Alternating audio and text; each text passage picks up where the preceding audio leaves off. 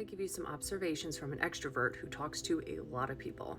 And I mean a lot of people. I know people like share memes or share videos on social media, and I do that a lot, but I also text people a lot. I send voice memos to a bunch of different people. I talk to a lot of people. And then there's a bunch of friends that I meet up with probably at least once a week. And because I attract so many introverted friends who are like, everyone else in the world sucks and hanging out with you is like one of the only coolest things I like, I typically hang out with them one-on-one. So I'm getting all these little insights and things, and I'm making these observations and I'm sharing them here with you.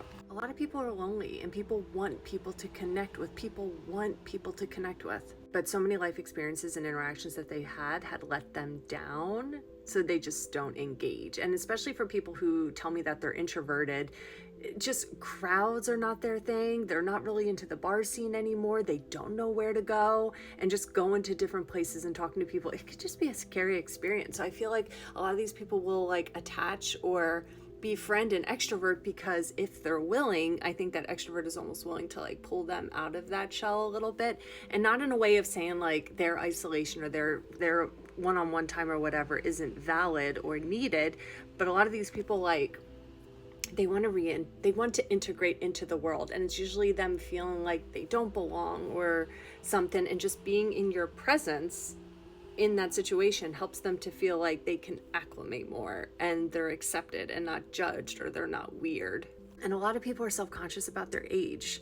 When I make friends, I'm trying to be very open. So I have friends like in their 20s. I have friends all the way up to like, I don't know, 60s, 70s, maybe even plus.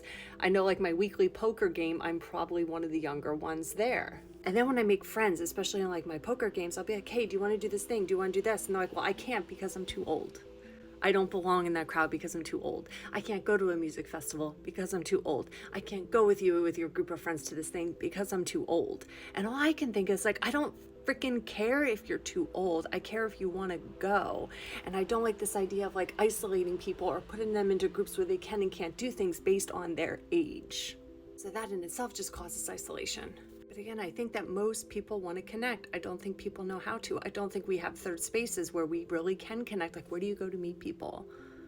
And I know that's very difficult. Part of me acknowledges how difficult it is, and then part of me is like, that's bullshit. Because if you want to do something, there's always things to do, because I worked so freaking hard to get out there and do things.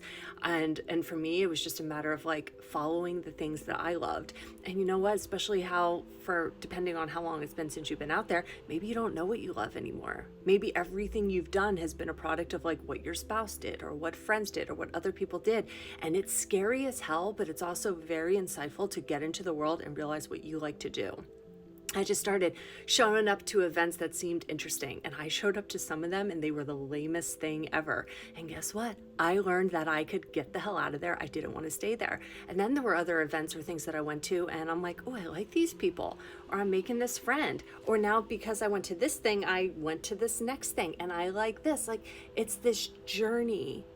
Life is this constant journey of self-discovery and having the vulnerability to go on that and learn what you like and don't like. And going into it with no expectation and just approaching life with curiosity.